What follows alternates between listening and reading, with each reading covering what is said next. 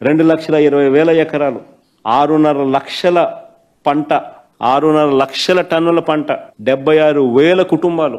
చంద్రబాబు నాయుడు గారి పుణ్యాన అల్లాడిపోయే పరిస్థితి రైతులకు వస్తే సంఘీభావం తెలపడం కోసం నేను అక్కడికి వెళ్తే తప్ప అని అడుగుతా ఉన్నది, నేరమా అని అడుగుతా ఉన్నా చంద్రబాబు నాయుడు.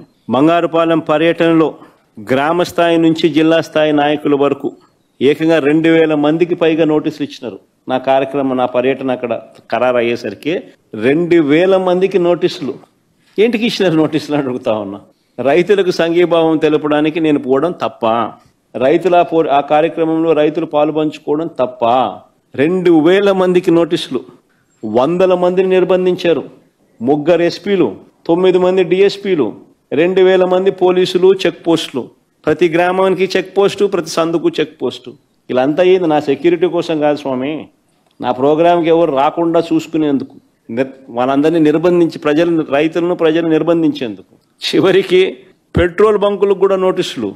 పెట్రోల్ పోస్తే బైకులకు పెట్రోల్ పోయకూడదని. అయినా కూడా కడుపు మండిన రైతులు వేలాదిగా తరలివచ్చారు. మామిడి పండ్లను రోడ్ల మీద చంద్రబాబు నాయుడు గారి ప్రభుత్వము దేశం దృష్టికి కూడా పోవాలి అనే ఉద్దేశంతో రోడ్ల మీద మామిడి పండ్లను వదిలేసి నా ప్రోగ్రాంలో నాతో పాటు కలిసినారు.